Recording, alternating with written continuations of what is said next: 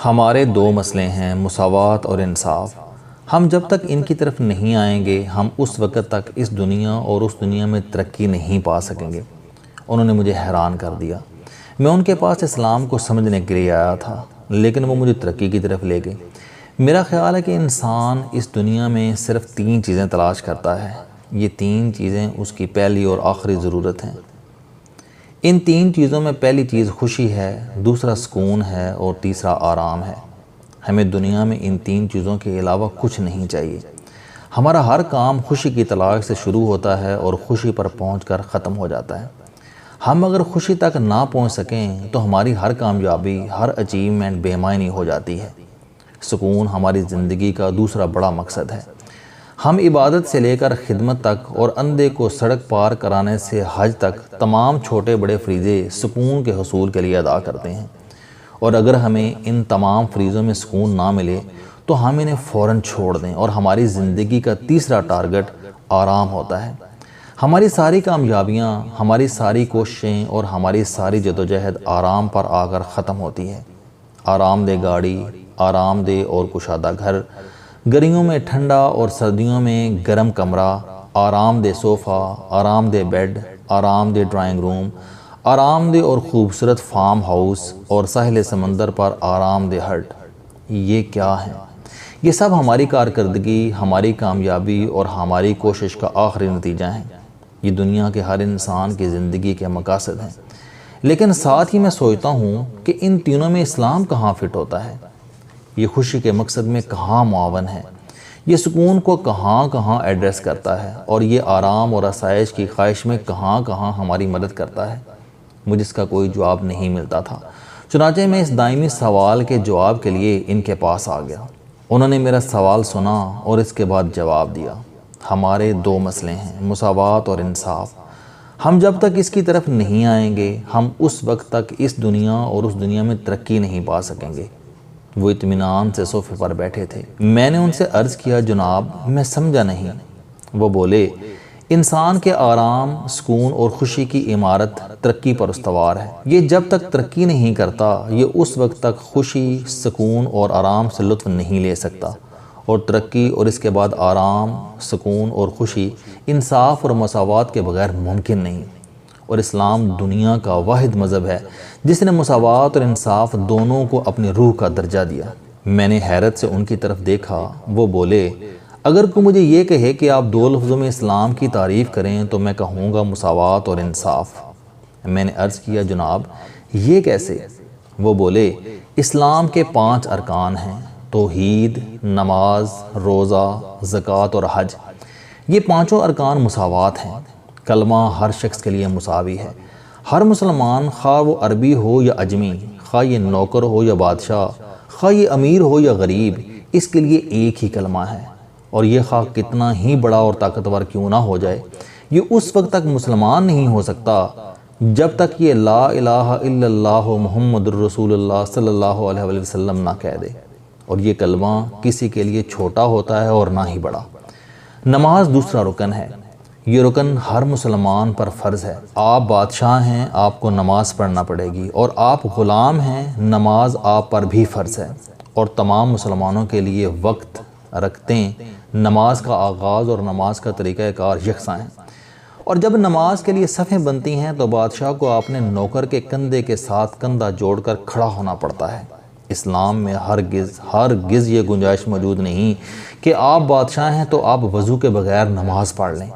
آپ امیر ہیں تو آپ کے لیے نماز مختصر ہو جائے گی، اور اگر آپ ملازم ہیں، غریب ہیں یا پھر غلام ہیں تو آپ کے لیے رکعتیں بڑھ جائیں گی۔ تمام مسلمان ایک ہی طریقے سے اور ایک ہی مقامی وقت پر ایک دوسرے کے کندھے سے کندھا جوڑ کر نماز ادا کرتے ہیں، اور اس وقت کوئی بڑا اور کوئی چھوٹا اور کوئی غلام اور کوئی بادشاہ نہیں ہوتا۔ روزہ اسلام کا تیسرا رکن ہے۔ یہ بھی تمام مسلمانوں پر فرض ہے۔ بادشاہ ہو یا غلام، یہ ایک ہی وقت سحری کریں گے اور ایک ہی وقت افطار کریں گے، اور ان میں سے کوئی شخص اس دوران کوئی چیز کھا پی نہیں سکے گا۔ رمضان بادشاہ کے لیے بھی رمضان ہوگا اور غلام کے لیے بھی رمضان۔ کسی کے لیے شرعی عذر کے بغیر کوئی رعایت نہیں۔ آپ زکوٰۃ پر آ جائیں۔ ہر مسلمان پر آمدنی اور بچت کی ایک خاص حد کے بعد زکوٰۃ لاگو ہو جاتی ہے۔ اور یہ زکوٰۃ دیے بغیر مسلمان نہیں ہو سکتا۔ اور اگر یہ زکوٰۃ سے انکار کرے تو حضرت ابوبکر صدیق رضی اللہ تعالیٰ عنہ جیسے شخص پر اس کے خلاف جنگ لازم ہو جاتی ہے، اور اس میں سے بھی کسی کو کوئی رعایت نہیں، اس میں بھی تمام مسلمان برابر ہیں۔ آپ حج کو ملاحظہ کیجئے، حج ہر صاحب استطاعت پر فرض ہے، حج کے دن بھی معین ہیں اور ان کے تمام مناسک بھی۔ آپ بادشاہ ہیں یا بادشاہ کے نوکر ہیں، آپ کو ایک جیسا احرام باندھنا پڑے گا، آپ کو ایک ہی مقام سے حج شروع کرنا پڑے گا اور آپ کا حج بھی ایک ہی مقام پر اختتام پذیر ہوگا۔ آپ کو عرفات میں ٹھہرنا پڑے گا، منا بھی جانا ہوگا، مزدلفہ میں بھی، اور آپ کو صفا اور مروہ کے پھیرے بھی لگانا ہوں گے، شیطان کو کنکریاں بھی مارنا ہوں گی اور کعبہ کا طواف بھی کرنا ہوگا۔ حج میں آپ کو امارت، اقتدار اور اختیار کی وجہ سے کسی جگہ کوئی رعایت نہیں ملے گی۔ یہ نہیں ہو سکتا کہ آپ سعودی بادشاہ ہیں تو آپ احرام کے بغیر حج کر لیں، یا پھر آپ منان آ جائیں اور آپ کا حج مکمل ہو جائے، اور دنیا کے امیر ترین شخص ہیں تو آپ رمضان میں حج کر لیں، اور آپ مسلمان ہیں تو آپ کو مخصوص دنوں میں اس پورے عمل سے گزرنا ہوگا۔ وہ خاموش ہوئے، لمبی سانس لی اور بولے، اسلام نے مساوات کو اپنے وجود کا حصہ بنا دیا، چنانچہ مسلمان جب تک اسلام کے بنیادی ارکان کی مساوات کو فالو نہیں کرتے اس وقت تک مسلمان نہیں ہو سکتے، اور آپ جب مساوات قائم کر لیتے ہیں تو پھر انصاف آپ سے دور نہیں رہتا، آپ خود بخود منصف ہو جاتے ہیں۔ اسلام دنیا کا پہلا مذہب ہے جس نے انصاف کو ججوں تک محدود نہیں کیا، بلکہ اس نے ہر شخص کو منصف بنا دیا، جس نے ہر مسلمان کو حکم دیا کہ تم اگر چرواہے ہو، تم جج ہو، اور تم سے آخرت میں تمہارے بھیڑوں کے بارے میں پوچھا جائے گا، اور اگر تم شور ہو، باپ ہو یا اولاد ہو تو تم سے والدین کے ساتھ حسن سلوک، اولاد کی اچھی پرورش اور بیوی کو خوش رکھنے کے بارے میں پوچھا جائے گا۔ چنانچہ ہم جب تک اپنی روزانہ کی زندگی میں انصاف قائم نہ کریں، ہم اپنے زیر اطاعت لوگوں کے ساتھ انصاف نہ کریں، ہم اس وقت تک مسلمان نہیں ہو سکتے۔ تاریخ کا سنہرا ترین دور حضرت عمر فاروق رضی اللہ تعالیٰ عنہ کا عہد تھا، اور حضرت عمر فاروق رضی اللہ تعالیٰ عنہ کے دور کو دو لفظوں میں بیان کرنا ہو تو دو لفظ ہوں گے: عدل فاروقی۔ چنانچہ عدل اسلام کا سنہرا اصول بھی ہے اور روح بھی۔